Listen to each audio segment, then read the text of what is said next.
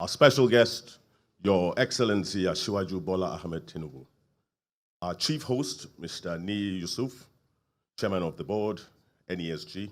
Your Excellencies, very distinguished guests, ladies and gentlemen, welcome to the Summit House, the seat of the Nigeria Economic Summit Group.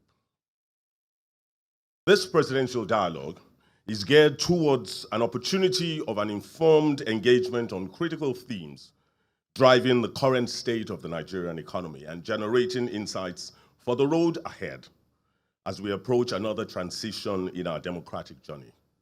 This is another unique opportunity, a platform for our special guest to discuss his economic agenda in an environment of civil discourse. We are privileged to have the candidate of the All Progressives Congress, His Excellency Asiwaju Bola Tinubu, as our first guest in the series. Permit me to also formally recognize all the eminent personalities to the Summit House. With these few words, may I now invite the chairman of the NESG, Mr. Ni Yusuf, for his welcome address.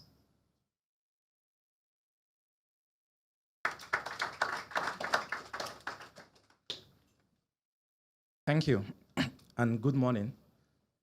Your Excellencies, Directors, distinguished ladies and gentlemen, on behalf of the Board of Advisors and also the Board of Directors of the Nigerian Economic Summit Group, it's an honor and a pleasure to formally welcome you to the Summit House, the headquarters of the Nigerian Economic Summit Group, NESG. The NESG was founded in 1996 to give effect to a common and shared national agenda between the government, the private sector, and other stakeholders to reform the Nigerian economy into one that is open, globally competitive, sustainable, and inclusive. This agenda is anchored around the permanent public-private sector dialogue process and a mechanism that relies on the annual Nigerian Economic Summit, which is in its 29th year in this year, 2023. At the first summit in 1993, national stakeholders from across the government, the business sector, society, academia, and the development sector agreed on the 6 principles for promoting the reform of the Nigerian economy. And these are: 1, the need to have a commitment to an open and free enterprise and market economy. The second principle is a private sector-led investment to drive economic growth. The third principle being the creation of an enabling business environment. The fourth foundational principle for the NESG is governance in the national interest. The fifth is the rule of law and rule-based markets.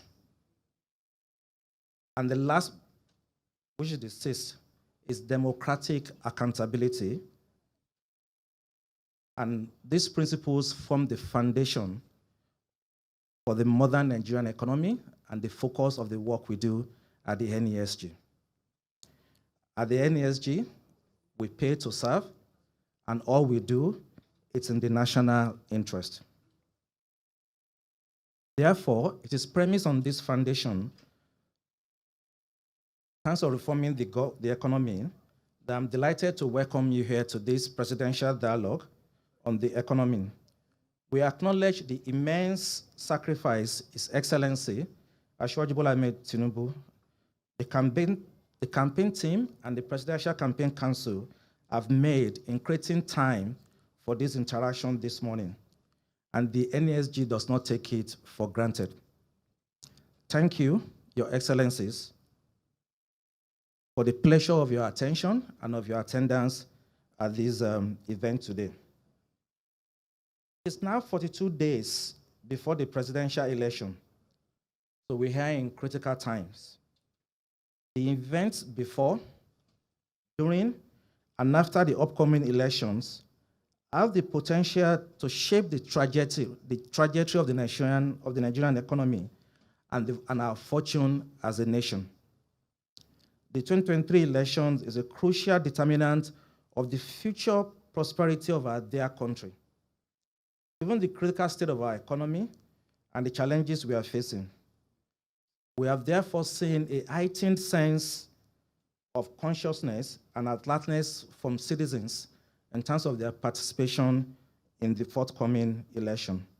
And we see citizens who are more willing to interrogate and participate in the electoral process, as we have not seen in the past. The reforms of the Electoral Act 2022 have also led to this strengthened collective resolve to participate in the election process. Therefore, the challenge before us all, as political parties, nation builders, or concerned citizens, is to ensure that the key issues capable of shaping our economy and capable of determining the trajectory of the economy are situated at the center stage of the conversations and of the campaigns of the political parties.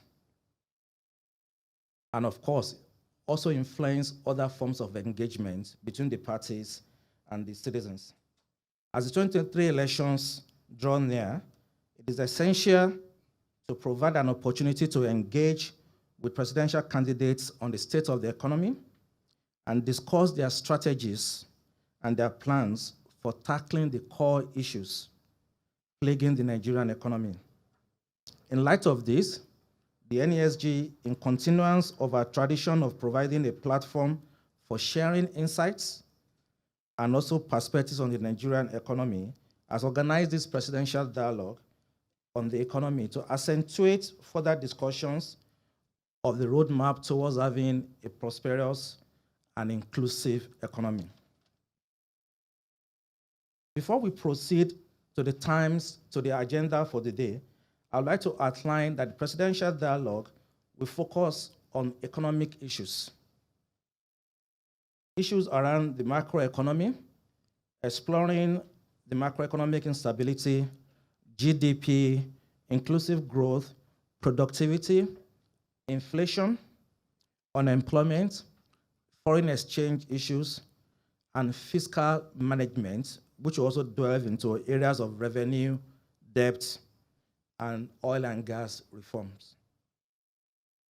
Because today's entire dialogue engagement is focused on these matters, I will only want to note the following key issues.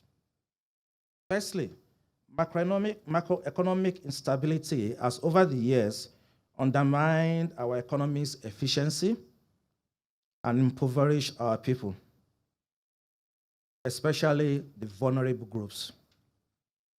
Our economy has experienced 2 recessions within a decade. Even though our average growth over the period is still positive, there is need to have more significant improvement in the socio-economic conditions of our people. Rising inflation have also eroded the purchasing power of the average Nigerian. As a result, unemployment and inequalities have gone to unacceptable levels.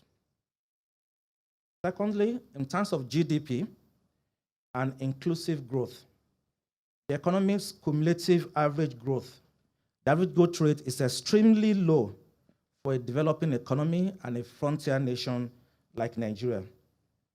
The economic capacity to create jobs, to reduce poverty, and to enhance social inclusion continues to be limited due to the narrow growth base that we have today. Also, we are experiencing weak economic competitiveness as the structure of economy needs to deliver the scale and the magnitude of economic outcomes we desire, and also bearing in mind our population growth rate. Thirdly, Nigeria is struggling at the cliff of a debt crisis. While our debt to GDP ratio, including waste and means, remains low, Debt servicing to revenue, it's high. The ratio soared to unsustainable levels. Invariably, the next administration will grapple with a tight fiscal space if this trend persists. The evidence suggests that while revenue is a problem, other factors must also be considered. Our external position is critically worsening with continued fading foreign direct investment. The details of the NESG's assessment of the historical tragedy of our economy that has got us here and the way forward are captured in a report that we've done called Understanding the Nigerian Economy.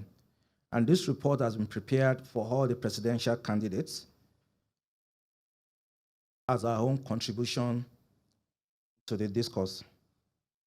This report, combined with the 2023 macroeconomic outlook that the NESG will launch on Wednesday, January 18th, offers an extensive set of strategy policy options for driving sustainable national competitiveness, inclusive growth, and shared prosperity. We recommend both reports for your serious consideration and are open as the NESG to work with you afterwards to continue to engage on matters that you might want to explore further in the two reports.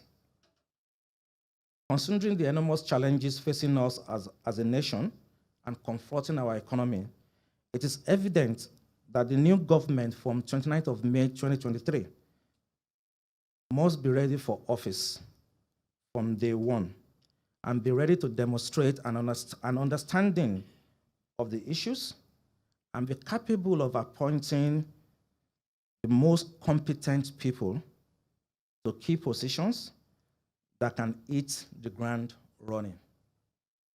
Excellencies, ladies and gentlemen, it is the NESG's hope and desire that this presidential dialogue will begin a process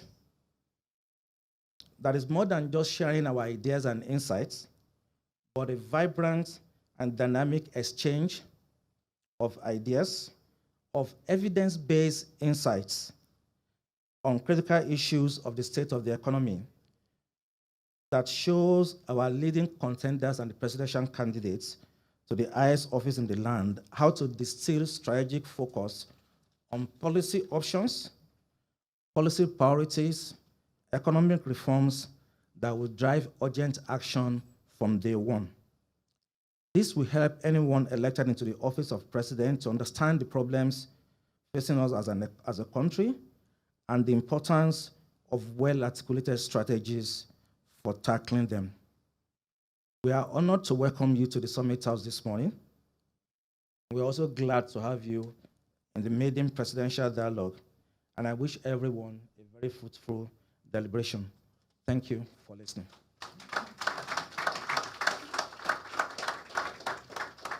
Thank you very much, Mr.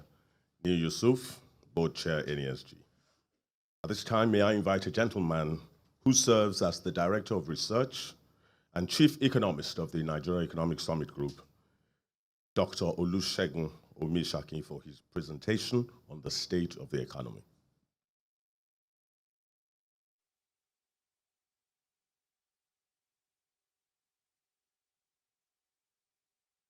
Good morning, everyone. And I would like to say that Mr. Chairman has talked a lot about the state of the economy. And my job this morning is to put some data and some context so that will also help us in our discussion today.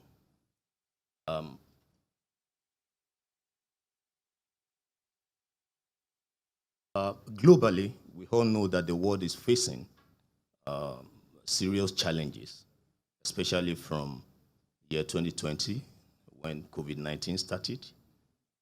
Again, last year, we also had some regional imbalances and crises everywhere.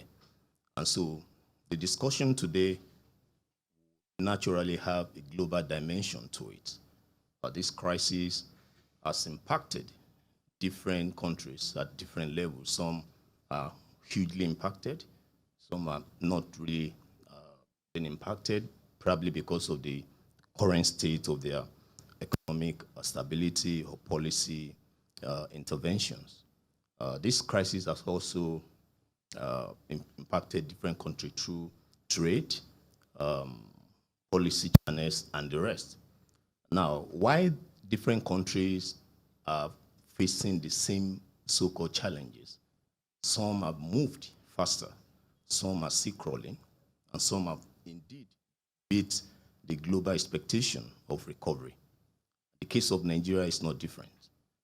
We all agree that when COVID-19 came, it was expected that Nigeria would struggle to come out of this positively. Why? Because we had previous cases of recession and the economy was weak. But Nigerian economy proceeded from the negative territory in 2020 to positive in 2021 and recorded the same positive growth in 2022. And this is not just a natural occurrence. This came about as a result of some policy implementation from both the private and the public sectors, and some initiatives from the government. Few of them are listed here. The government started with the Economic Stability Plan that kind of gave direction to different intervention to stabilize the system during the crisis.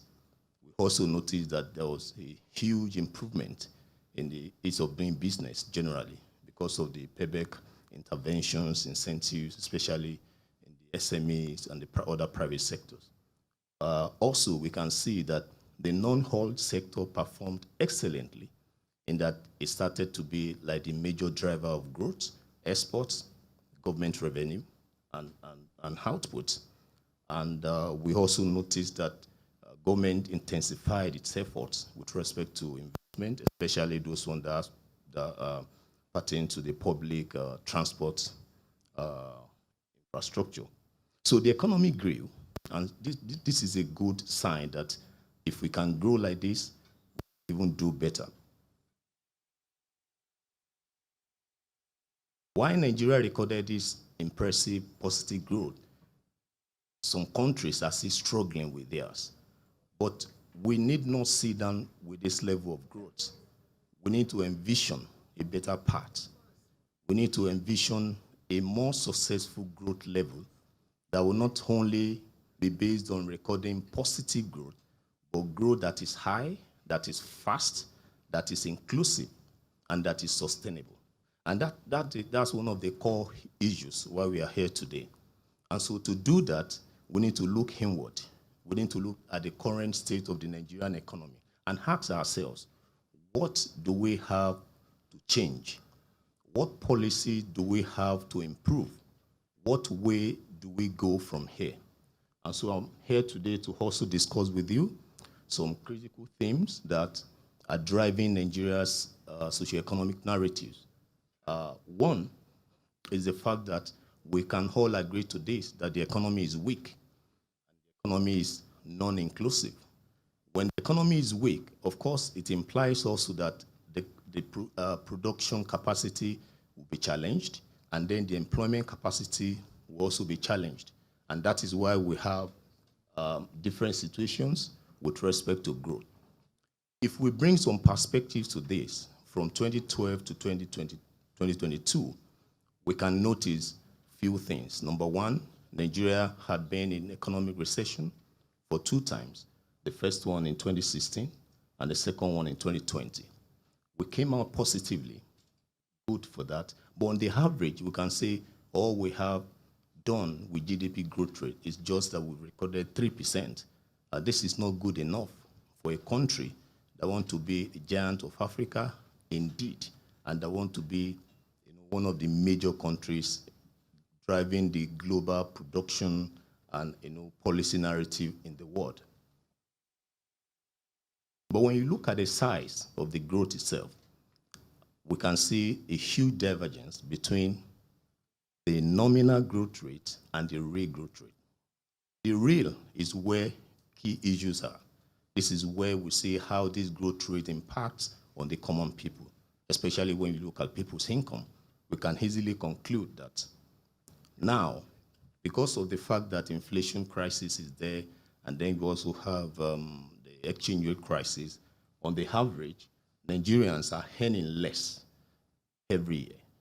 And so if you look at the graph, we have the same real income on the average from 2012 to 2021. We are more or less the same, even though our nominal growth is going up. The same could be said in terms of the dollar rate. These are the crises that we need to talk into. But why do we get ourselves into this? The only solution is to see where the problem came from, and that is our productive capacity. We look at the sectors. How are the sectors of the economy doing? To make any meaningful, impactful policy intervention, we need to look at how our sectors are structured and how they are performing in terms of their contribution to GDP, in terms of their growth itself. So let's look at the breakdown. We have major three categories of economic sector classification. We have the agri sector, we have the industrial sector, and then we have a service sector. Among these three, only the industrial sector recorded a negative growth, minus 5.7. But if we look at it from the oil and the non-oil sector contribution or growth, we can also see that the oil sector declined by minus 20. This narrative is not just about now. The sector has been performing less than the capacity for long.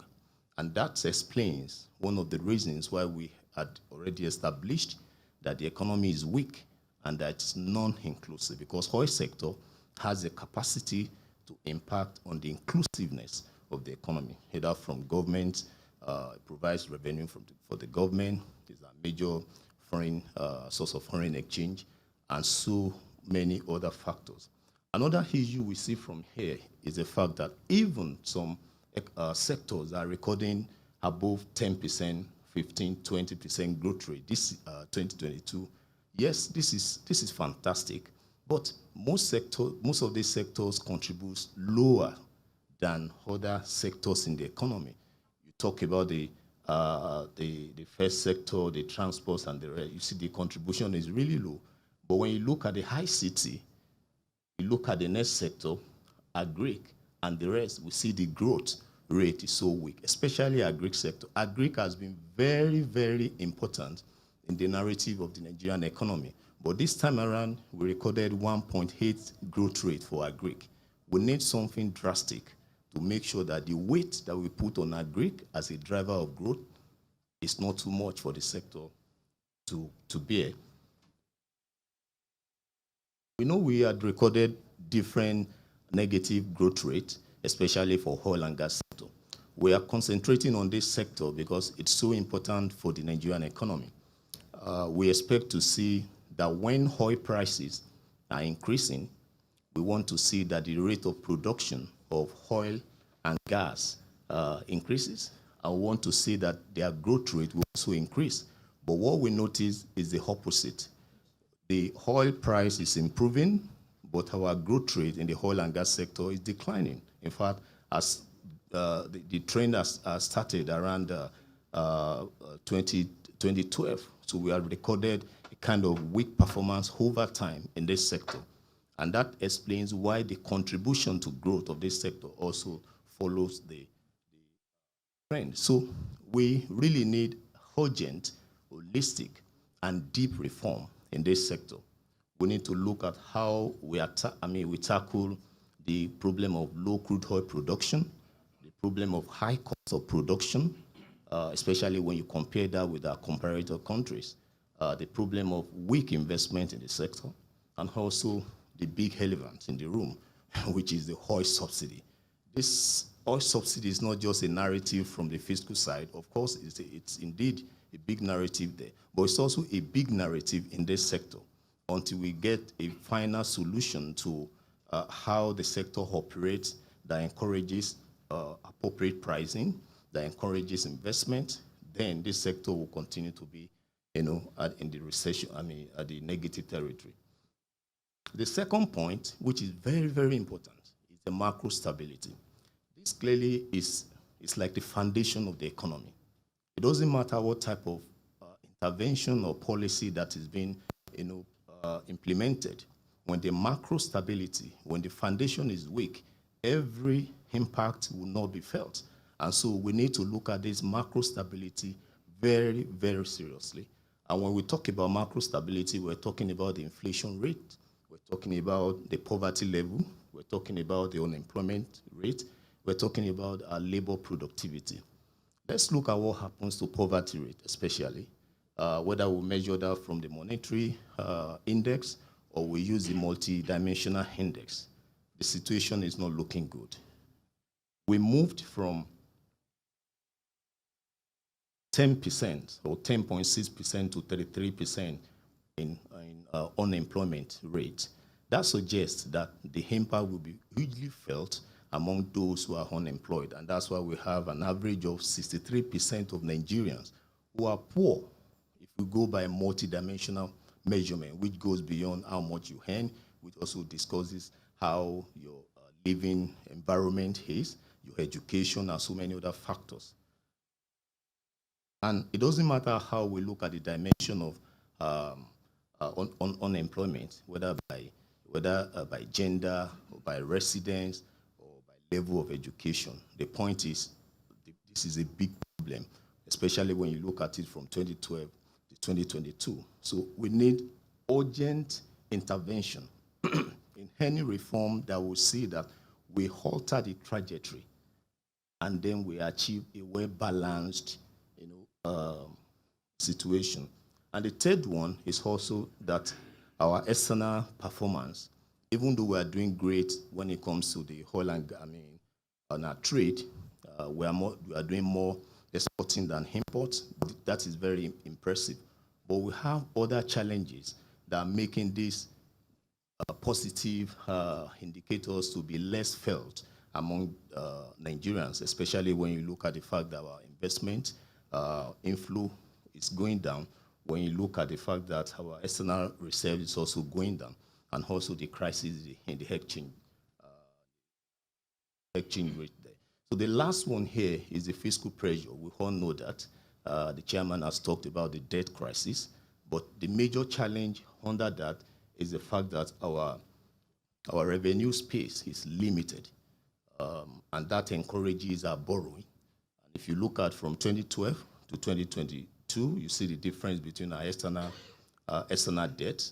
It rose from 9% to 9 trillion naira to 44 trillion naira, excluding the ways and means and other sources of growth. So we have other challenges, but those ones we've highlighted are capable of making sure that we turn around what we see now, whether it's social challenges, whether the economic competitiveness or security challenges, if we apply appropriate policy recommendations. So based on what we see last year, this is how we think 2023 will go if we do nothing about it.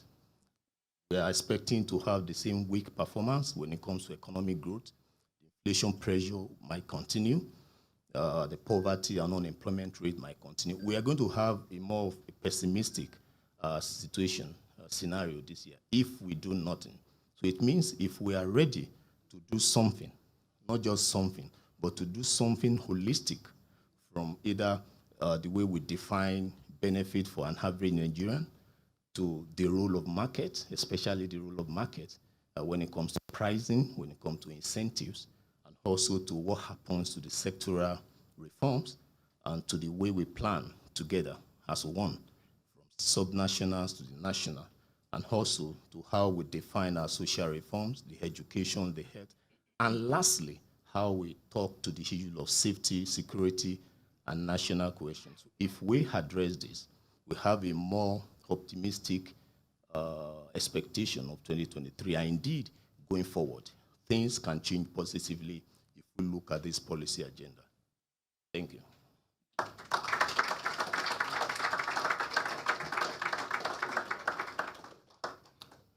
Your Excellencies, distinguished guests, ladies and gentlemen, as we ponder and reflect on Dr.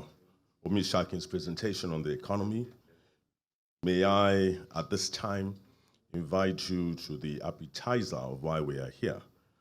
And this will be the keynote insights by His Excellency Asiwaju Bola Tinubu, the presidential candidate, All Progressives Congress.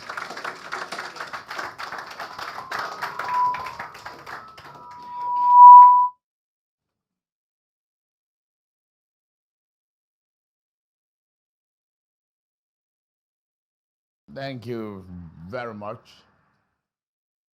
Good morning. The captains of the industry, Your Excellencies, the governors,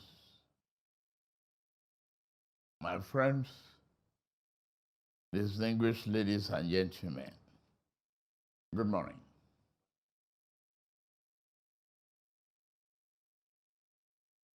The last of the presentation that we just had is about safety, security,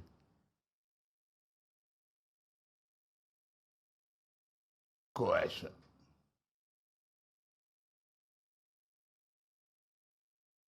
Without a solution to that, you have nothing to look forward to as a nation. So let me assure you that that will be tackled headlong, and every inch, every aspect of Nigerian problem in that area will be well attacked. Get that assurance from me. Indeed, it is my pleasure to join you here today at this Nigerian Economic Summit Group, the Presidential Dialogue. Over the years, the NESG has successfully carved a niche for itself with its annual flagship event, the Nigeria Economic Summit, and built a reputation as a respected platform across the continent for pragmatic engagement as well as continuous tracking through its standing sectorial working groups. Importantly, you have seamlessly represented the interests of both domestic and foreign investors, and your collective voice breathed life into economic policy and has on occasion transcended to core democratic rights and ideals enshrined in our national constitution. Today, I seek not to deceive you with unrealistic, unattainable promises and policies. Yet, I'm equally averse to repeating the sharp-won, unimaginative policies that have frequently failed in the past. Instead, I want to express to you my vision of the way forward. I believe this vision is bold, yet pragmatic. Difficult, yet attainable. More importantly, it will yield greater success than the setback if we remain true to our objective and disciplined implementation. Some of what I say you may agree with, Some may not. However, I did not accept this invitation to tell you only what you want to hear. As a potential president of this country, this diverse and complex nation, my constituency and the scope of my concerns encompass a wide breadth. My team and I have the capacity to improve security and reform the economy in a way that gives Nigeria its best opportunity to thrive. As governor of Lagos State, I'm glad we are here in Lagos. And I'm glad you are using this building and you are on this street. If the name is changed. Without adequate investment and attention, you will not be here. You won't feel comfortable. So as a governor of Lagos State, we develop institutions and policies that helped change the face of the state. It became a safer place and a more robust engine of prosperity for those willing to work towards their economic dreams. Why the precise actions and policies we follow will not be identical. We will bring the same practical problem-solving approach to the issues confronting the national economy. My core belief is that the private sector must be the prime driver of economic progress. However, government establishes the framework within which the private sector must operate. If that framework is sound, the private sector will flourish. If the framework is free or incomplete, then the private sector will struggle. On microeconomic environment, we cannot delve into the problems and solutions to our economy without considering the global context in which we operate. In these past 15 years, the world had experienced a financial crisis that came dangerously close to being a global depression. The world also faced a novel pandemic called COVID-19 that yet to flare on its course. Geographical competition occasioned by the shift in international arrangement has sparked tensions and wars, such as the war in Ukraine. The extreme weather begat the climate change that further undercut global harvests, lowering food production, increasing shortages, and causing prices and instability to rise. The global economy has been slow to resolve and to adapt to the new conditions. Such claims remains unreliable. Production is suppressed. Trade costs increase. Political tensions spread.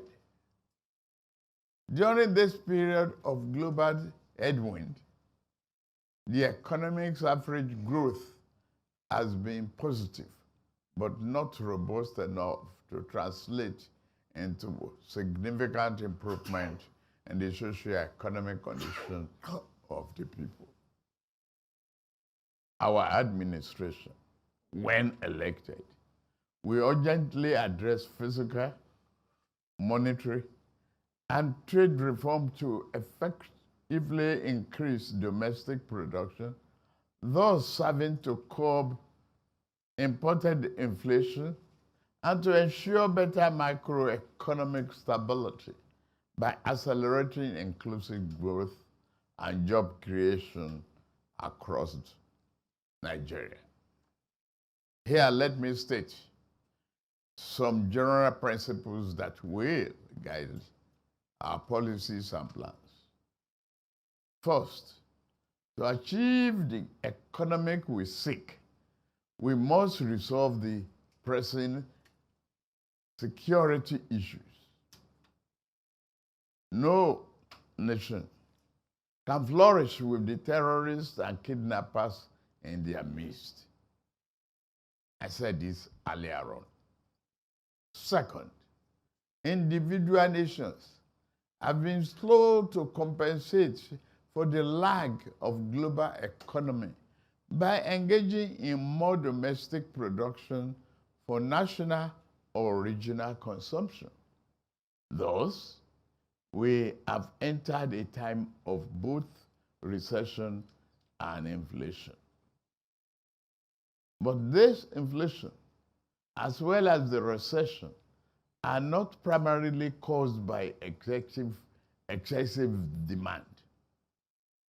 This type of inflation is caused by what we hope is a temporary drop in production and supply.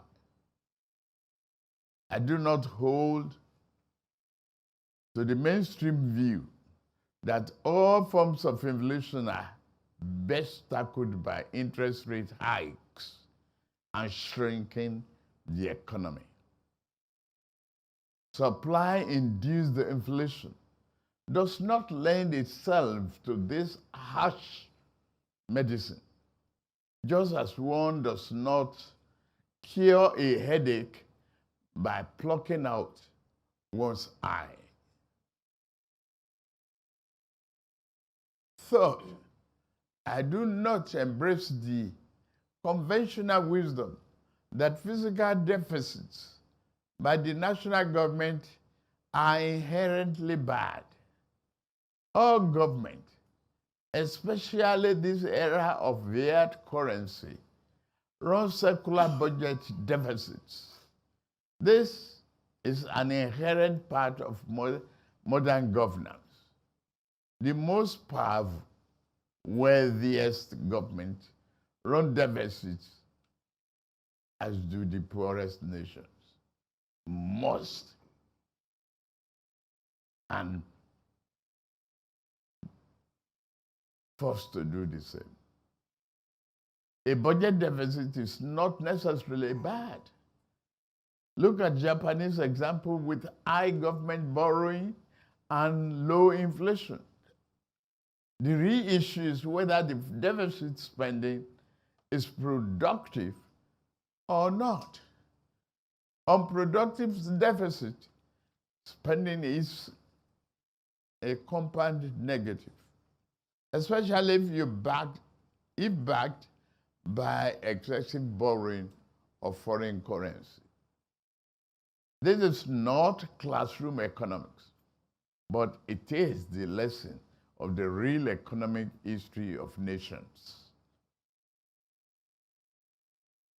Fourth, it is based upon this idea that I believe we must remove the PMS subsidy immediately.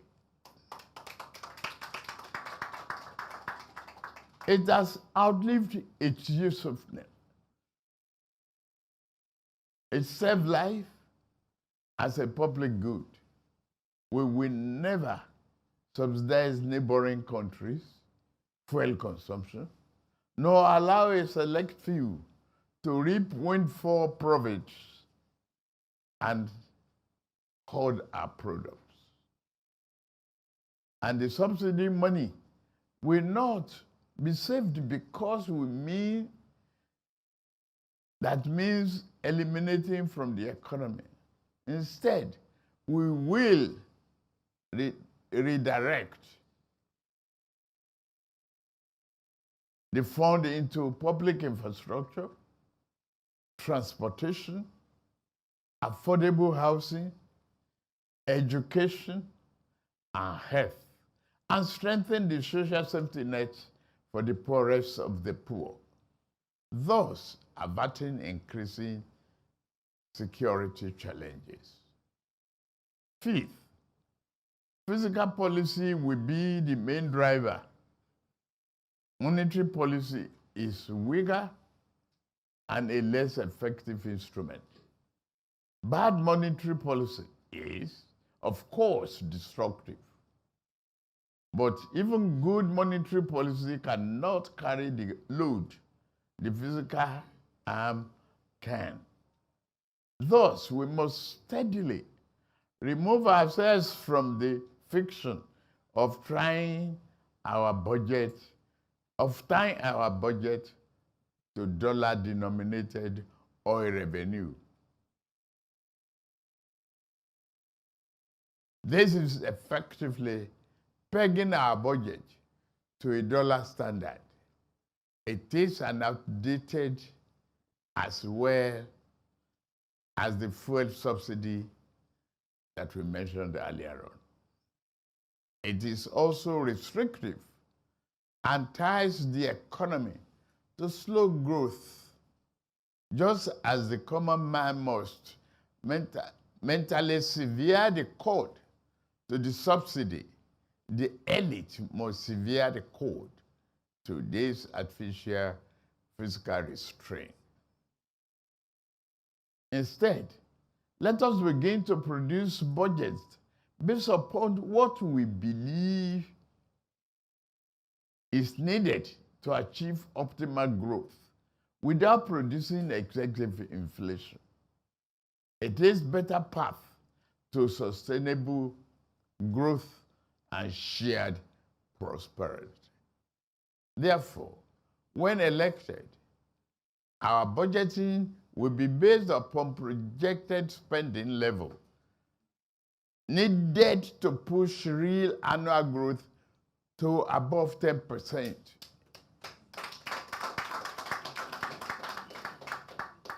While reducing the unemployment rate so that we can double the economy in 7 years.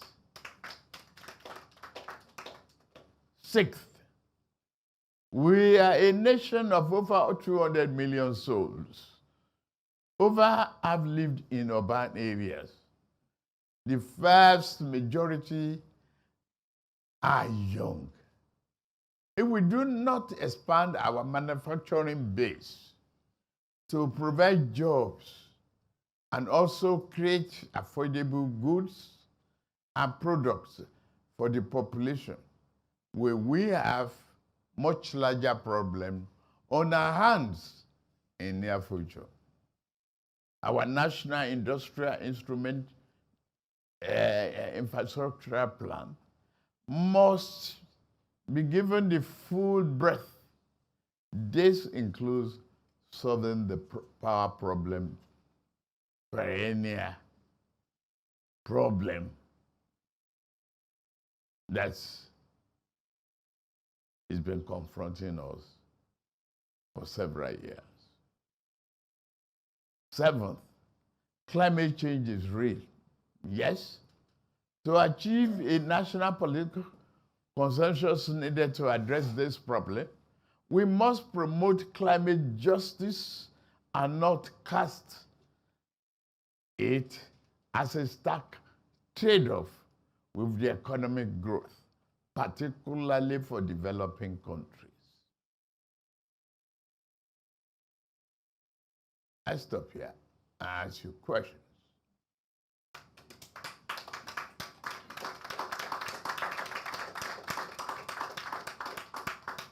How do you ask me not to use firewood? Protect my forest when my children are hungry at home.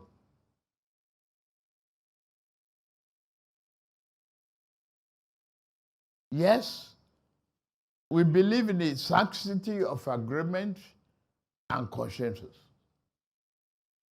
We sign off before Ukraine war. But yet, nobody promised us what we could do to reactivate and recharge Lake Chad.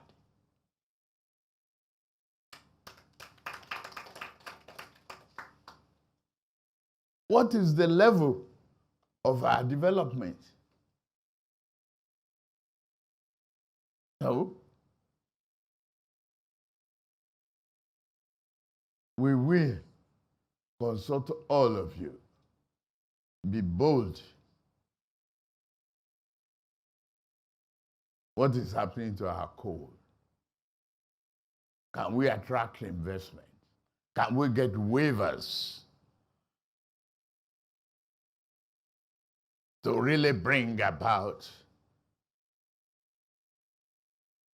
uninterrupted, steady, right voltage, right transmission of power to drive our economy? It's a must. You can't ask us to sign off.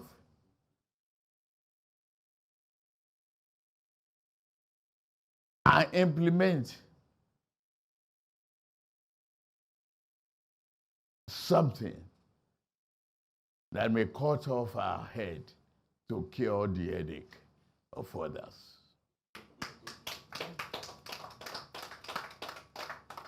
Will we achieve all this through close consultation and collaboration with the private sector to determine the right policy mix to get us towards our shared goal?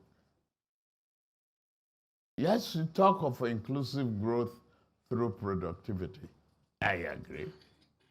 Productivity and competitiveness are essential if Nigeria is to increase export and take maximum advantage of African continental free trade area through strong industrial base.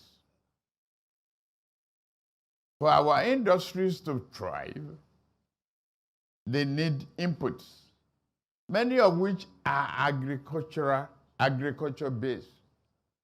The present administration has invested heavily in agriculture, providing loans and expanding the country's total area of cultivated land for crops, livestock, fishery, and others. We will also promote vibrant commodity exchange that will guarantee minimum pricing for produce. With that stimulant, yes, people will resort to agree.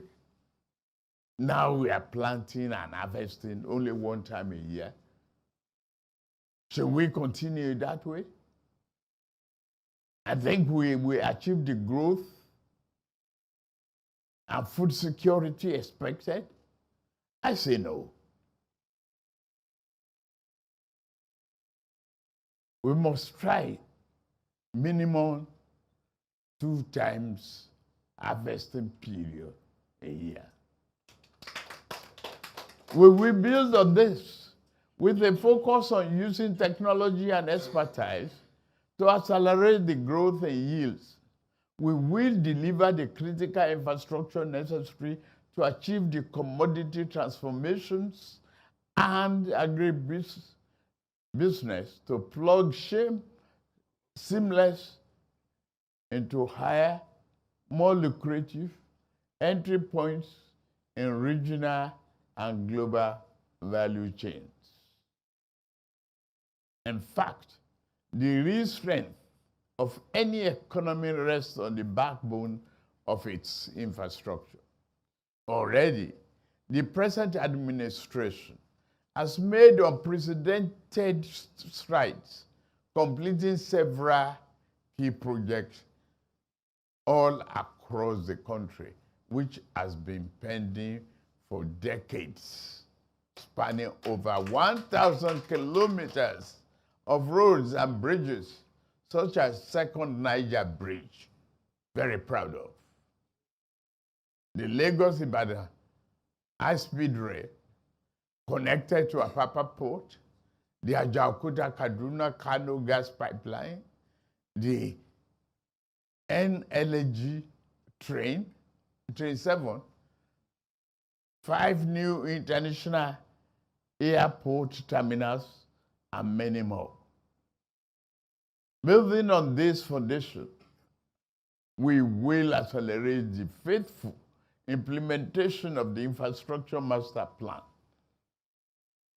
If necessary, join us to amend it if you have questions.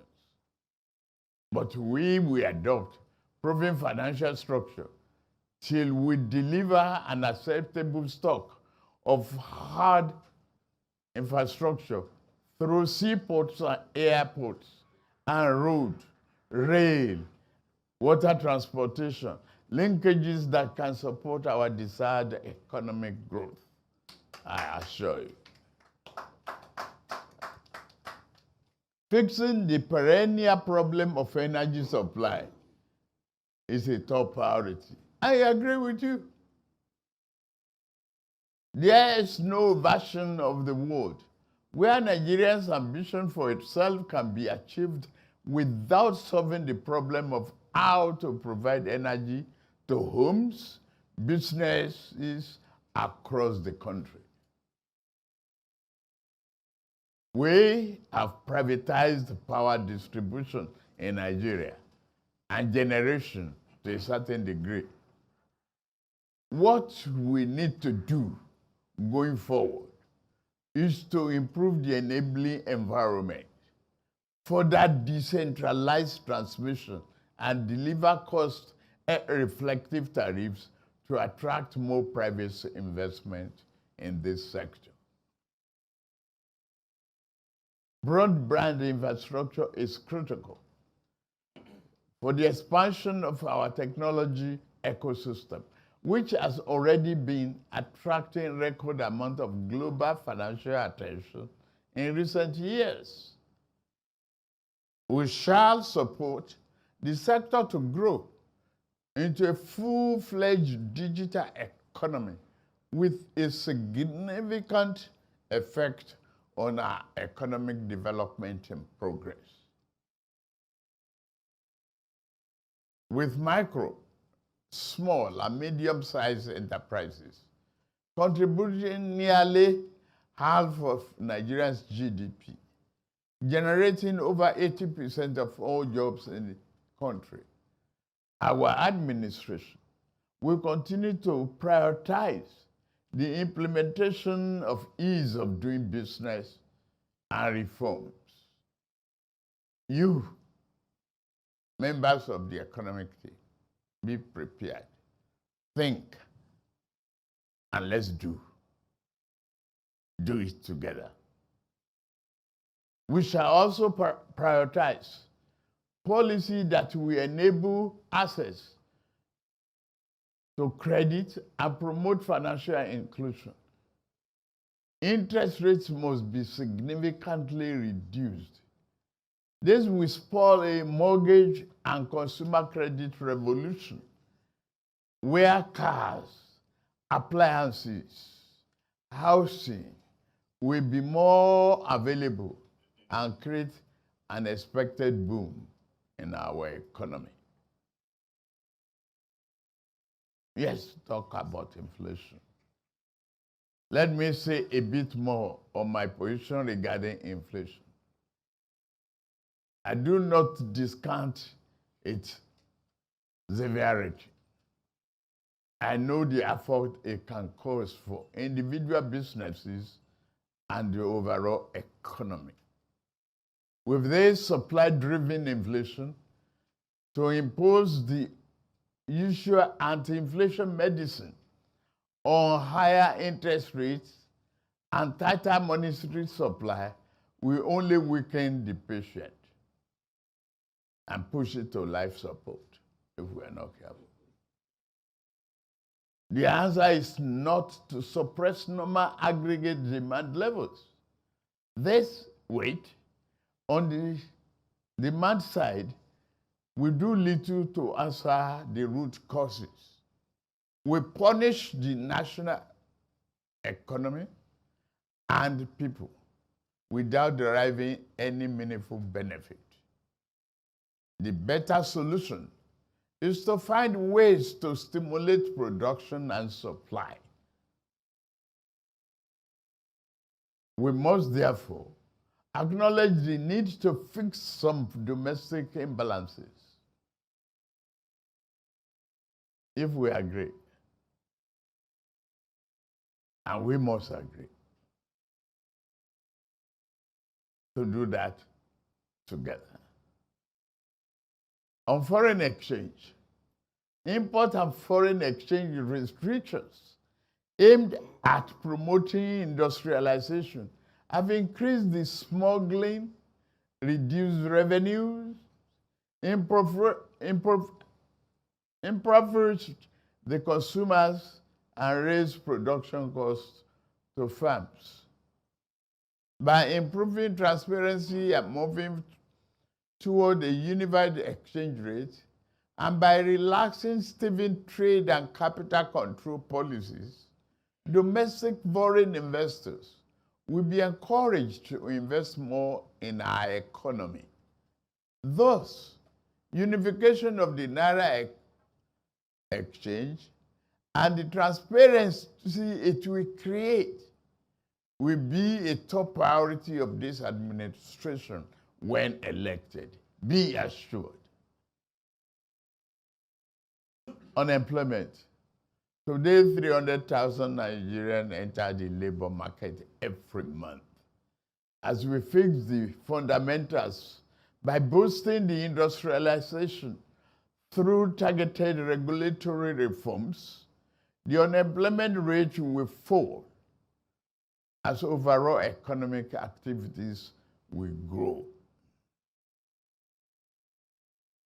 Taking this creative sector as one example of a sector that already engages millions of our youth, the sector has significant untapped potential for generating quality jobs and foreign exchange earnings for our country.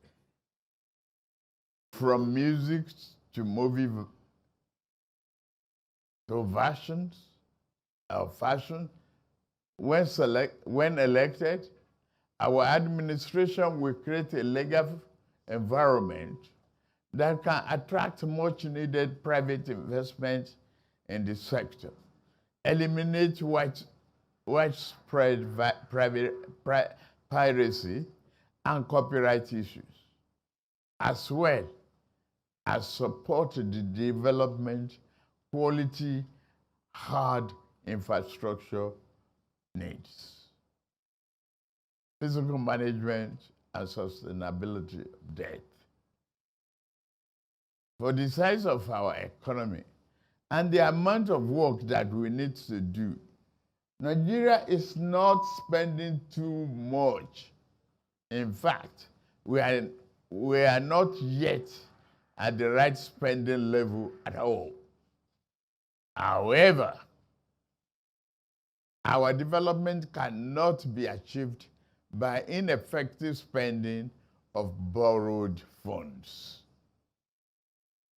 We will work to ensure all borrowing is geared towards productive economic activity, focusing on internal debt discipline.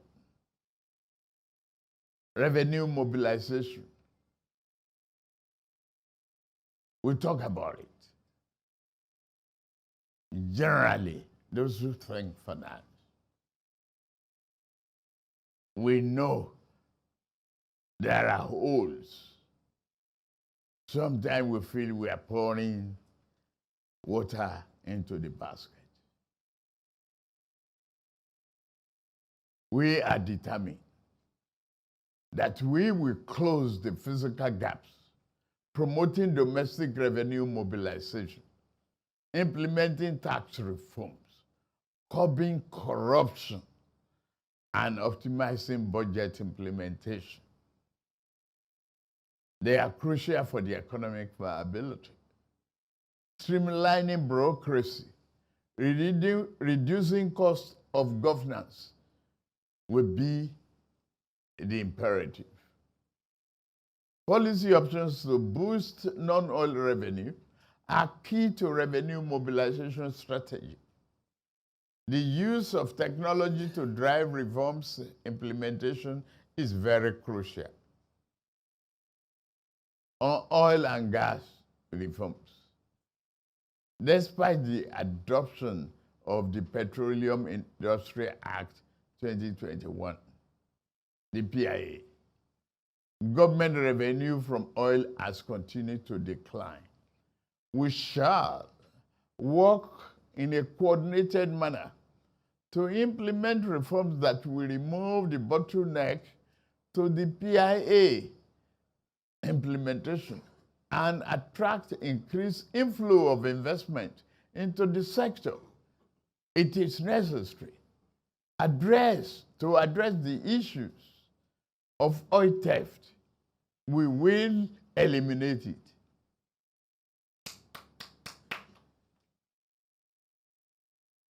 Leadership is important here. Decision process is important here. Understanding who you are and necessary action. When we address the issue of oil theft and vandalization of oil infrastructure and promote an increase in oil production to tap the current high oil prices. International trade and investment. We must admit that investor perception of the Nigerian economy has played a role as well. Investors must be able to repatriate funds and earnings more easily. Domestic exporters should have fair value for their export proceeds. And if I am a foreign investor, I should be able to remit my dividend easily.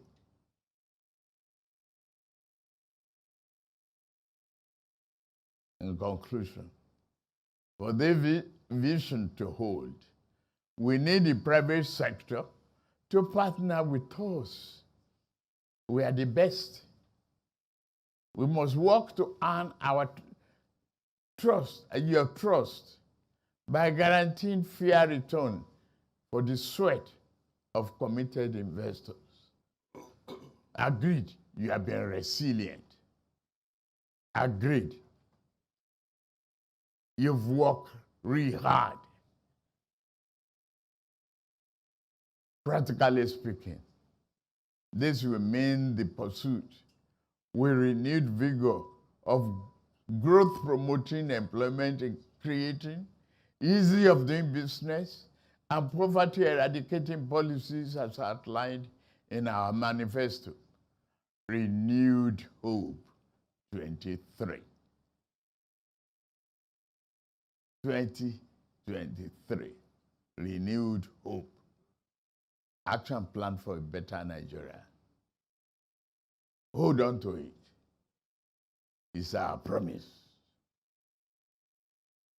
I've always been and will continue to be a progressive Democrat and be one of you.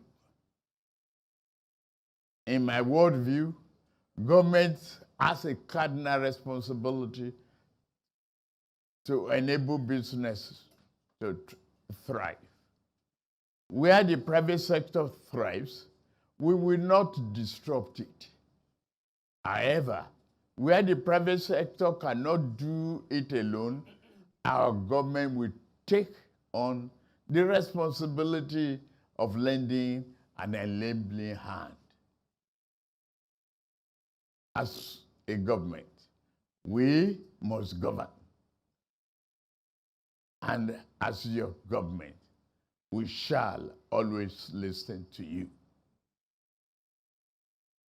Now, you must ask yourself, who can be trusted to accomplish these things? Who has the better plan? Who has the better team?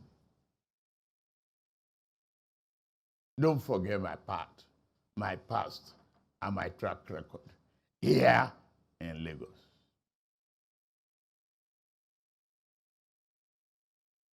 The man, I am just the man who has done similar things before as governor of Lagos State. I am the man whose blueprint guided the emergence of Lagos State as the 5th largest economy in Africa. Please clap for me.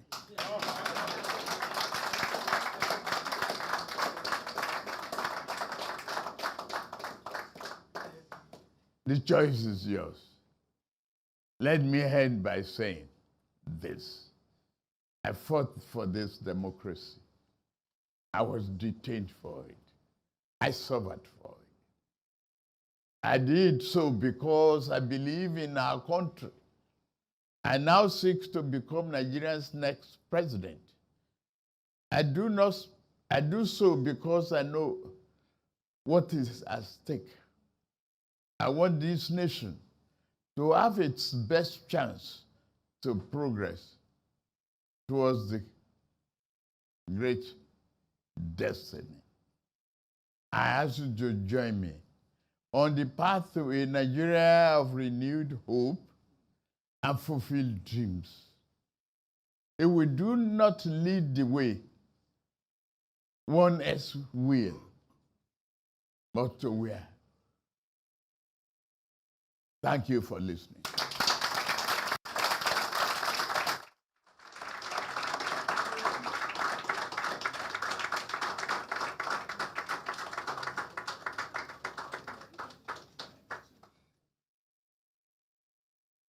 Thank you very much, Your Excellency, Asiwaju Bola Tinubu. Distinguished guests, ladies and gentlemen, permit me to greet you again by saying bon appetit. As I invite our moderator for the interactive session, the Executive Director, Policy Innovation Center of the NESG, Dr. Osafui Dirisu. He will moderate the next session when I say to you again, bon appetit.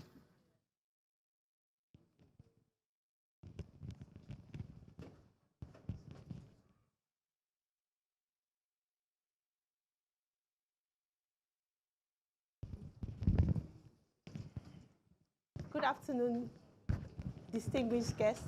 I would stand on already established protocol. I have the great privilege to welcome His Excellency, the APC presidential candidate, Bola Ahmed Tinubu, for the dialogue session. Thank you, sir. You're welcome, sir. Yes. So you're welcome to come up, sir.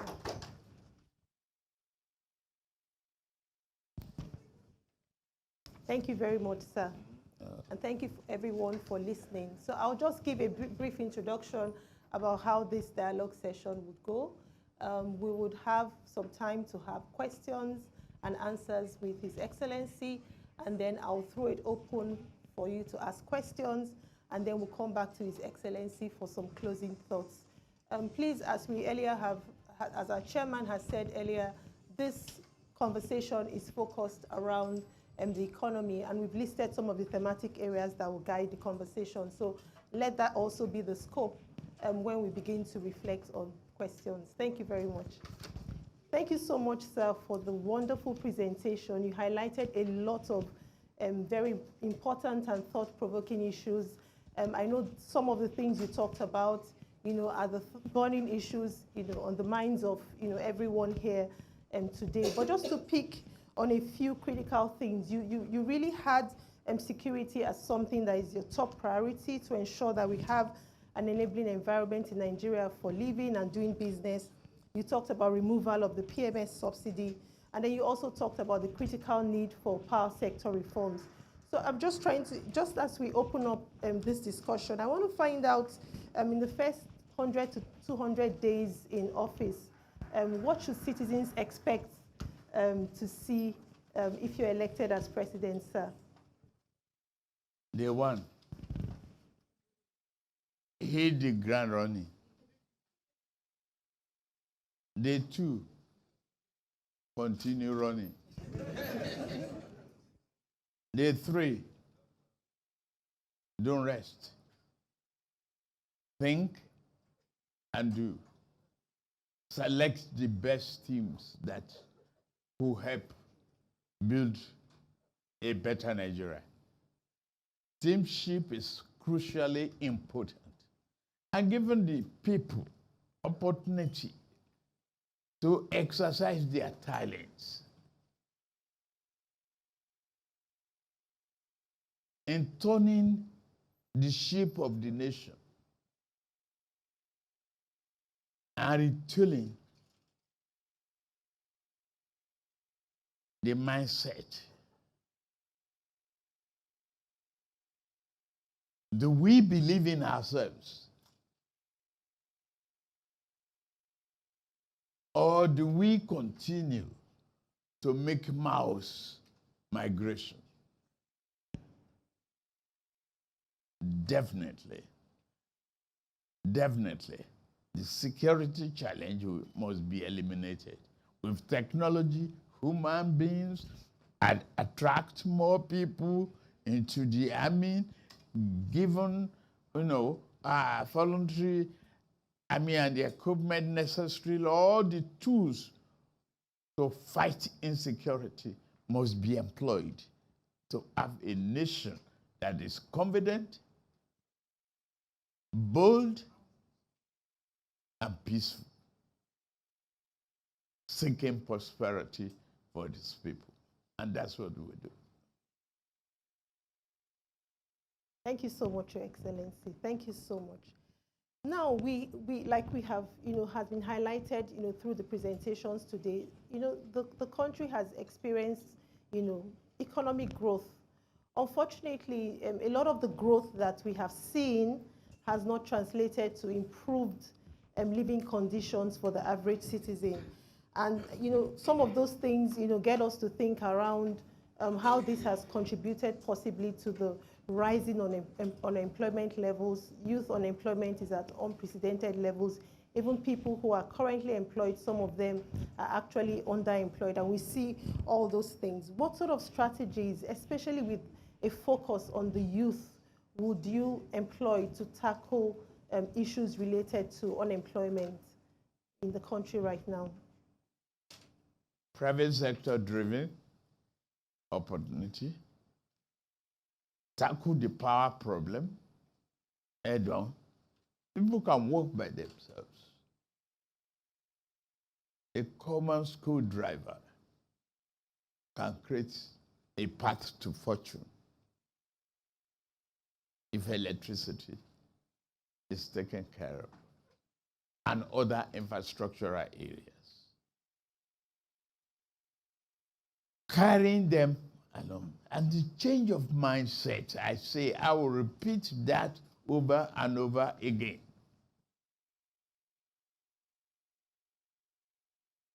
Patriotic commitment, the conversion of negativity to a positive drive,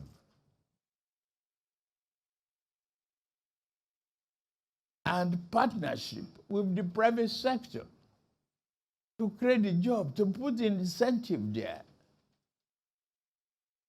If you hire 500 new employees, why can't I, as a government, give you some tax incentive to offset that payroll and the pension contribution that may be associated with it?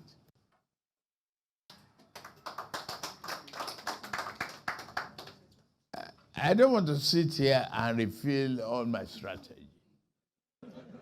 I am the first speaker among the three of us running. So they will spy on me. So you will have a limited answer here today. Another day you can bring me back. But that's part of what I do. Okay, thank you so much, sir. Just going back a bit to the question, because we're looking at youth, we're looking at large numbers, what are your ideas around scaling employment opportunities for this large population of young people who are currently unemployed? First of all, commodity exchange. Make farming more attractive. The youth that can operate AK-47 can operate better a good tractor to clear the bush and plant the seeds. Retrain them.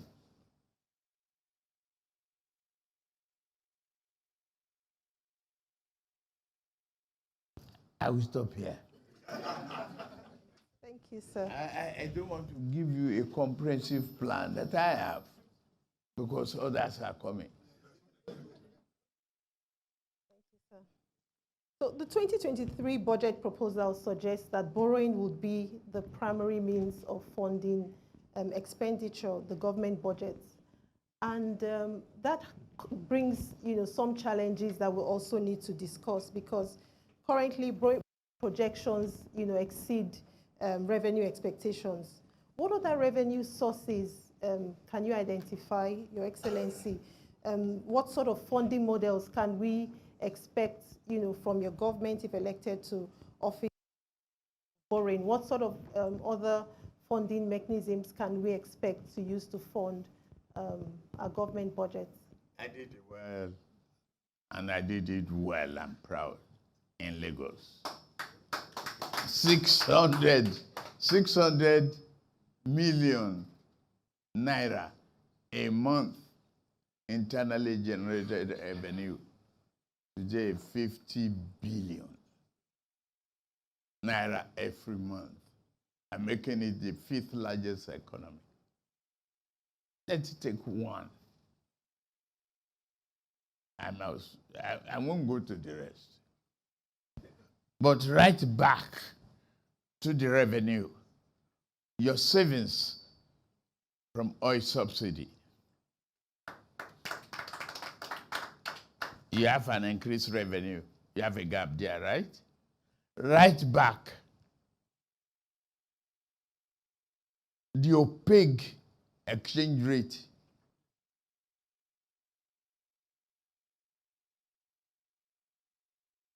Into the revenue. You are not borrowing. Make your oil competitive. Attract foreign investment. If you attract foreign investment with incentives, you have expanded base of money coming in. All you have is a deferred tax period.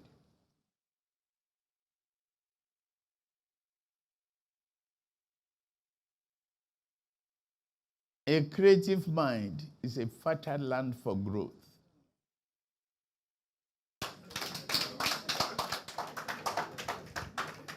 Talking about, now that you've brought up, this oil revenue, foreign direct investments, can we discuss a bit more about how you intend to drive direct foreign investments into Nigeria? This is critical to economic growth, and we're at a period when, this has faded, and this is part of the reasons why we have some of these challenges. You are a beautiful lady. And the problem is talking about age to women. So I don't know how old you are when we started PIA. Look at how many years it took us to conclude on it. No, you don't accept that. That is not growing a nation. Look at the bottleneck on the PIA itself. The one that we have right now. Untie the bottleneck. Make accelerated action. You have proposals you submit today, you must have a timeline for the approval of that project. If I know as an investor that I'm giving you this proposal and expected a return within the next 3-4 weeks, and I get it. It's calendarized. I will bring my money. The more money you have, the more comfortable you become. And you can promote those ideas. There is bureaucratic bottleneck in the establishment. I'm not given to it. I've never worked for government before. I guide the government. I was the governor of Lagos State. That's my first public life government. Deloitte and training, good university education, Deloitte training, ExxonMobil, Auditor General, ExxonMobil, Treasurer. At the time that we are craving and dying of foreign exchange, I don't know what is my luck, that I come time again, foreign exchange problem. But we survived.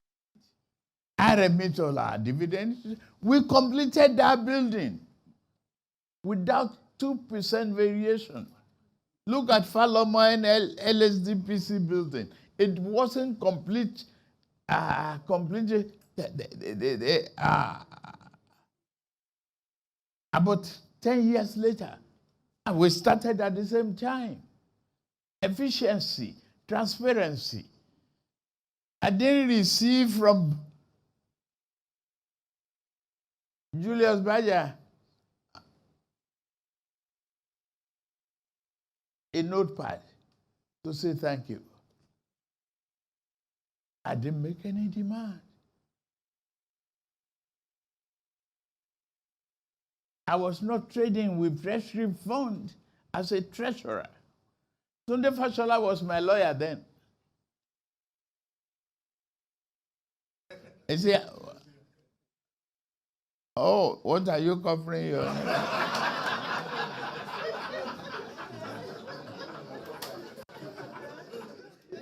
Okay. But I'm not one of those treasurers that got into trouble. You know how many of them go and research. Clean, transparent, and honest processing of transactions. Jimovia was under one building. But he was one of the most effective letter of credit processors. You submit today, he gives you back, you approve on Thursday. Maximum 4 days. People can be envious of his growth today. But he earned it. If we have many private sector groups doing that, I say mindset is critical to human and economic development for the whole world. Tell me, what is the greatest human discovery in the last 1,000 years, if not electricity? Tell me. Tell me, what are we producing and selling to other countries? Not even slippers.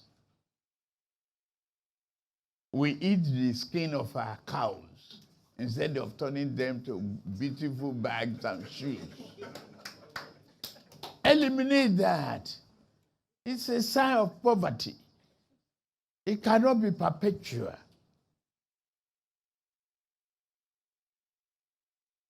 We work hard together, collaborate with private sector. You are all here.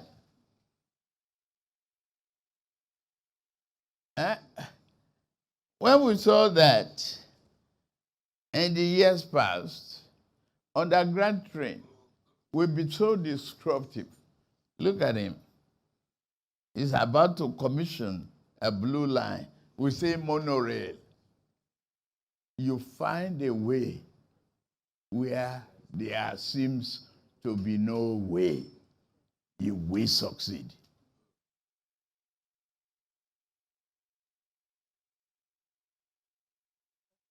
Thank you, Excellency. So continuing as a follow-up to this conversation, we're currently facing a fiscal pressure, and Nigeria is on the brink of a debt crisis. I know you've highlighted very critical points around foreign direct investments, domestic production, partnership, and with the private sector. But I just want to find out what your thoughts are around currently fiscal and monetary policy climate within the country, given the fact that we have right now an expansionary fiscal policy, tight monetary policy, which currently they're quite divergent, and we're not able to really make progress. So just to find out what your thoughts around this regarding fiscal and monetary policy. Let's go back to geometry. Basic geometry that we learned when we were all in secondary school. A parallel line, two lines that don't meet.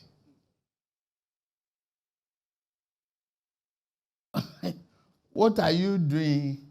You are doing a convulsion by tying Ministry of Budget and Economic Planning with the Ministry of Finance. Separate the two.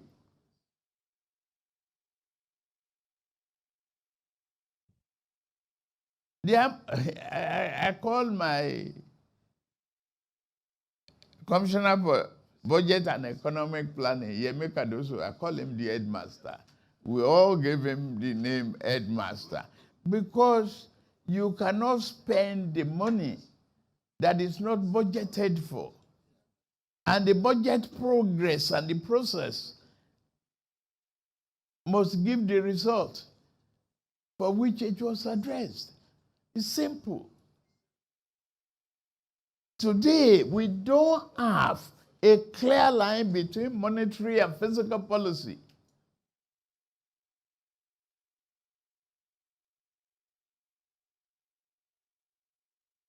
A blind man lost his dog. He's in trouble.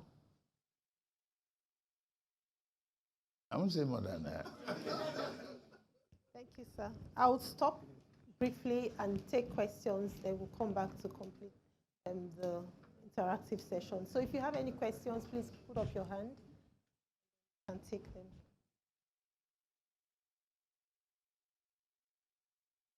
Go first. Yes, so she goes first.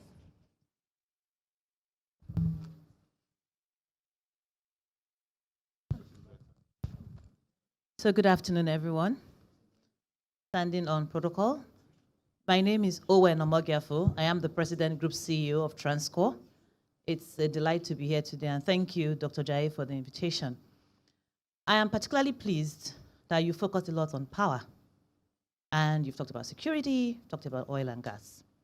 So Transcorp, we have considerable investment in power, because in line with our purpose of improving lives and transforming the society, we recognize that power is what's going to actually catalyze the growth that we all seek across all the sectors, including what you said. In the past year, I've been Group CEO for about 3 years now. The past 6 months, thank you very much, sir. It was quite interesting because as we saw the challenges with the oil and gas sector, we've also been impacted. And to put this in context, Nigeria's power today comes mainly from the thermal and hydro. The thermal is actually 89%. So as we're having the issues with gas, coming from the challenges around the sector, from the oil theft, the vandalization, it's affected the business and affected that sector. It'd be nice to just get some more information.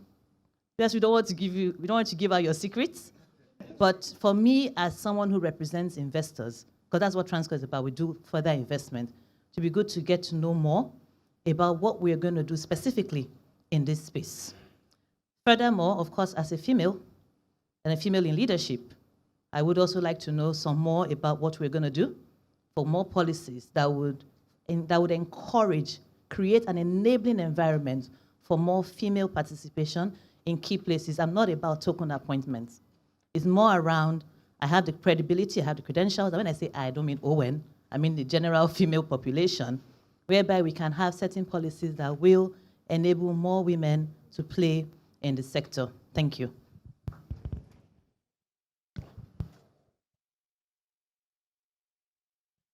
Thank you very much. The question of our oil sector, you will have identified the problems. Today, there's artificial intelligence, there's technology that can censor those areas of interventions, illegal interventions. Metering is another thing. Reform that is so critical. To me, having been in that industry before, I was the first person on the also condensate project. I separated it from OPEC countries. Amobu made profit. Why are we commingling? And what is the problem? That we are not today at a great advantage to compete with Russia on gas. Because we have not invested. We didn't put investment on long-term incentive to compete in Europe. Our gas is in the ground. It cannot turn to money until we push out there. What is the problem? Tax variations. The investors want lower taxes. I don't blame them. But I will grant you the lower taxes and take my deferred profit in the future. The deferred profit can be discounted. I'm turned to money today. As long as there's guarantee of no disruption and effective commitment to the sanctity of contract. Simple. I won't say more than that. I have a secret in my pocket. Women. Adisa, up. Okay, up. Those are my advisors. So, I'm living the life. And the young one, the Shem is there. Okay, Shem is there. It's only yesterday, you were not prepared to make this trip.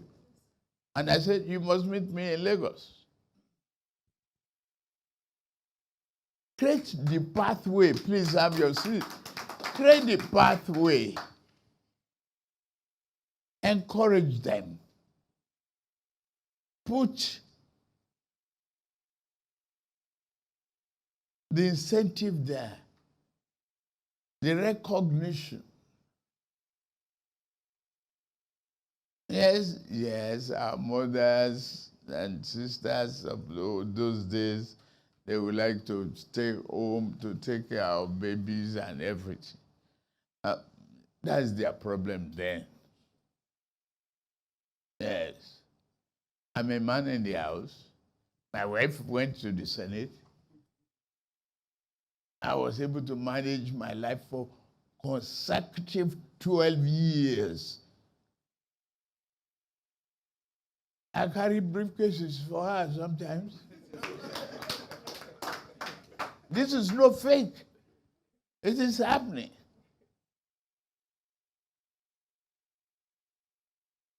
Until I was elected to become a presidential candidate, she was still in the Senate. It is only to comply with the ANEC regulation now that we are, playing through. So, you want to know, I'm raised by a single mother. So, all of you females, you can be guaranteed of a better future and good recognition. Thank you.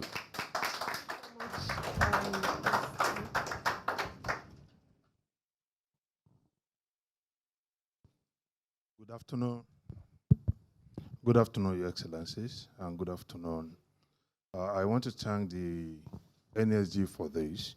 I'm very glad to be here. My name is Otumba Francis Meshioye. I'm the president of the Manufacturers Association of Nigeria. I want to thank you very much, Your Excellency, because you appreciate that the private sector has been very resilient. And I want to thank you too that you promised to carry the private sector along if you are elected. Again, I will make an observation from what I've said. It would be unfair to reveal all your economic plans. On this note, we have written a letter to economic management team to have a private engagement. You acknowledge that the real sector is very critical to the growth of the economy. We want to talk of the employment of laborers and so many other things they do that really push the growth of the economy. And it was explained during the presentation of NSG Director of Research that we are on minus level in our contribution. Minus 5.7 if I got him very right. This is very pitiful. And to continue to work in that kind of environment, sweating without reward is really very bad. And I know that it is not the intention of any government to do that. It is necessary to have a real interactive period to let the government understand this, and get a response. Why we are cheering for the knowledge, from the knowledge the government wants to offer? Because we suffer the pain. We can explain that this give for this pleasure, this give the pain. Number two, deriving from this, is the fact that at many times policies rarely sign on, just like we sign off the one you just mentioned before the Russia problems or whatever it is.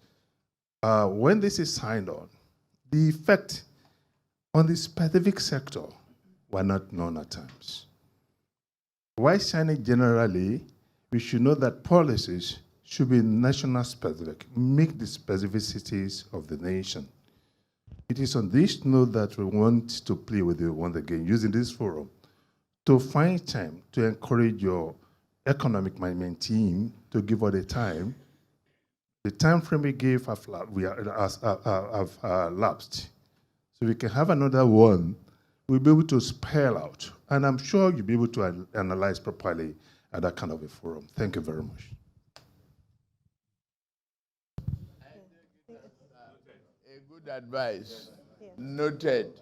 I don't have to waste your time going over what is very, very obvious contribution. I take it.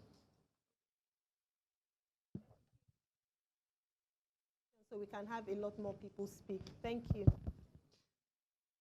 I would stand on existing protocol. My name is Frank Aibogun. I'm a director of the Nigerian Economic Summit Group. You alluded to the global economic crisis And I agree that to a large extent, it serves to impact local economies around the world. But when I look around today, the greatest problems that we face, you could say, are self-inflicted, very disentangled from what is happening around the world. In a crisis, some people suffer and some benefit. In this crisis, it's for Nigeria to benefit, but we are suffering, without any question. And I like the point you have made about being part of also Condorcet and the role you played in Mobile. And I wanted to just ask you, increasingly I hear that people in government see IOCs and others in the business as privileged people. In fact, a senior government official asked the IOCs, if you are complaining so much, why are you still in Nigeria? The truth of the matter is, it is only their body we see, their soul is gone. There's absolute, and I'm sure you know more than I do. What would you do in terms of attitude change? Would your priority be to re-attract private capital from the IOCs back to Nigeria? Because it has little to do with energy transition. Those companies that are leaving Nigeria today, every day we see them set up operational base, sometimes in Africa, and if for gas, mostly in Guyana. So I ask, what would your attitude be to attracting investment from IOCs? And I'm talking about energy, and that's all I'm going to talk about. The other question would be, Olokola LNG and Brass LNG, I was told recently by a diplomat that if we had prosecuted both projects, today Nigeria would be earning $500 million weekly from exporting gas. What would be your attitude to that? Again, to energy. Nigeria has proven reserve of gas, 200 TCF. Russia has 300 TCF. So if you like, we are 66% of Russia. Russia earns $800 to $1 billion selling gas every day to its enemies in Europe, not friends. So we should be selling on a daily basis $600 million from gas. That has nothing to do with global crisis. It is a proper Nigerian failure. What would you do to turn around Nigeria's energy prospects? Thank you, sir. Compound question. Let me treat this in the best way possible. First of all, look at the stack of the model arrangement we had when there was oil and gas scarcity around the world. Isn't it? We were the king. Even our leaders boasted then that money is not a problem, it's only how to spend it. Now you are broke.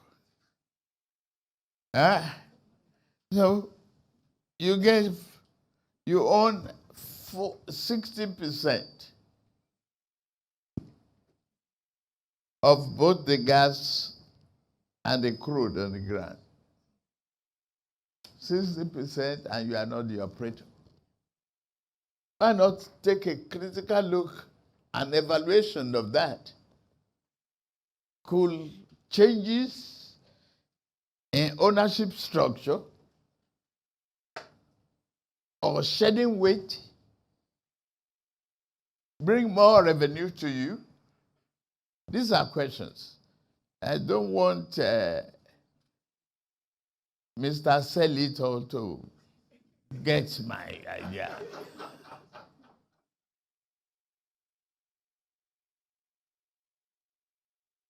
You look at that.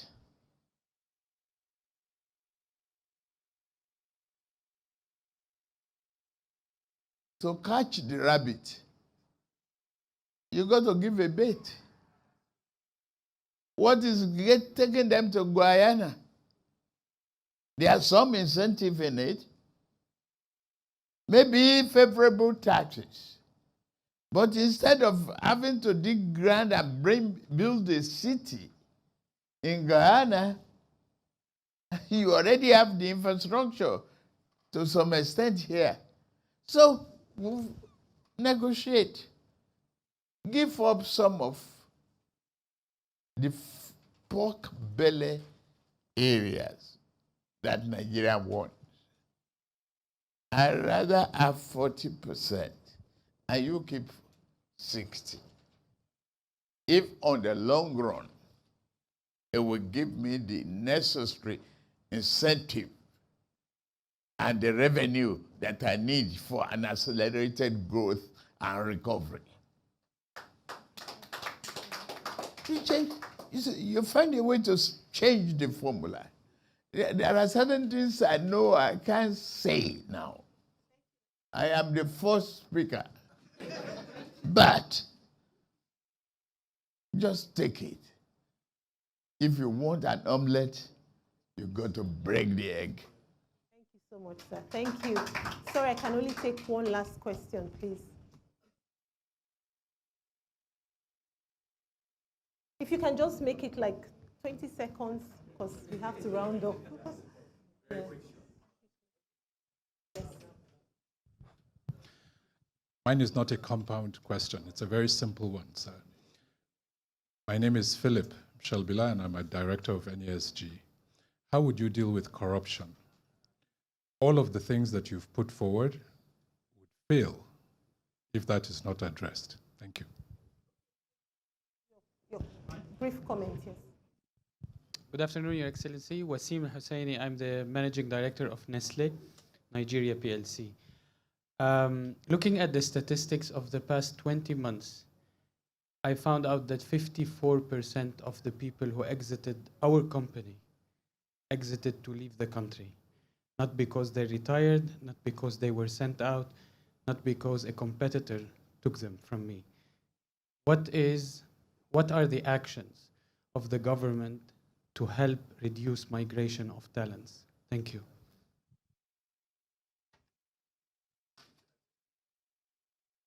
The one on corruption and by attracting investment. You know, I know what they're going to do. I've experienced it. I was a security guard.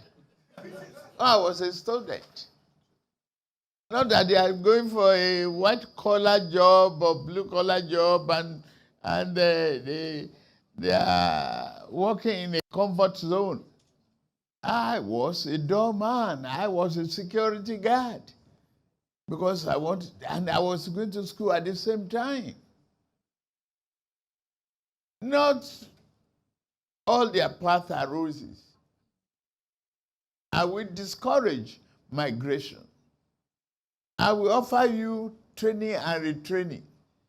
Give incentive, like I said earlier on, to corporate body that might hire 500 or 50 more people, and you can take it in a defer taxes. I can give you tax free on that, just for them to be here. At least they will consume. And if I recruit more into the police, into the army, and others, they might call me an egusi soup economist, where they are own warehouse economy. The food those I recruit will eat here is grown in Nigeria. It expands the economy of this country. Some of them don't know what is conflicts before they leave the shore of this country. So you change around the problem of migration only because the idle mind is a devil's workshop. They don't have no choice. On the corruption, you can not eliminate corruption completely and reduce it to zero. You find other means. I made corruption life. Yeah. But if you put incentive in place, I'm very proud of the judges of Lagos State, including magistrates. They were on foot when we got here. No vehicles, no accommodation, no incentive, no hope of retirement. How would they not be offered lift by the criminals? Yeah, you look at that. I changed the dynamics. I changed the system. It worked fine. It is tough now for a judge in Lagos State to be promoted to Court of Appeal because thinking that they will lose that incentive that I put in place for them. Change it round. Now, some are criminally minded. Yes. But lack of consumer credit is part of why we are corrupt. If you say you must pay 5 million for a car at a go, 5 million cash. Eh? It's 12 million. Eh? Yes, 12, 15 million. Eh? But in Kaduna, Chinese Tokumbo. Okay. Now, okay, how do you solve that? Why not bring assembly plants? Look at the density population of the cars on our road. We complain of go slow in Lagos, but we don't make a brake pad. Let's find a way to change things around. Transformational government of a serious-minded leadership. You are corrupt, you're gone. But I must put incentive in place for you not to be corrupt. If you can take a first or secondary mortgage, that will help you have a roof in your head and pay instrumentally. Unless you are greedy, you will eliminate corruption. The other transaction area, whistleblower, the system that we decriminalize some of them. Thank you, Your Excellency. Thank you so much for those points. And as we round up, so as we round up now, I just don't know if you have just one final word for everyone here regarding, what your thoughts are around, improving security when you come into office. Just a final word to close. Final word? Recruit more, decentralize more, community policing, pay them better, put incentive in place, guarantee their health, social welfare, health care scheme. Thank you. Thank you very much. Thank you so much. Thank you so much. We've come to the end of this session. Thank you, everyone. Thank you. Thank you very much, sir, for your time.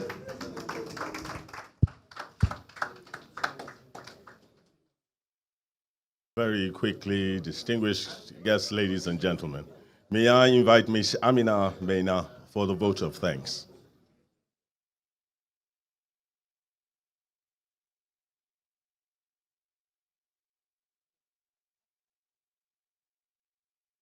It's okay.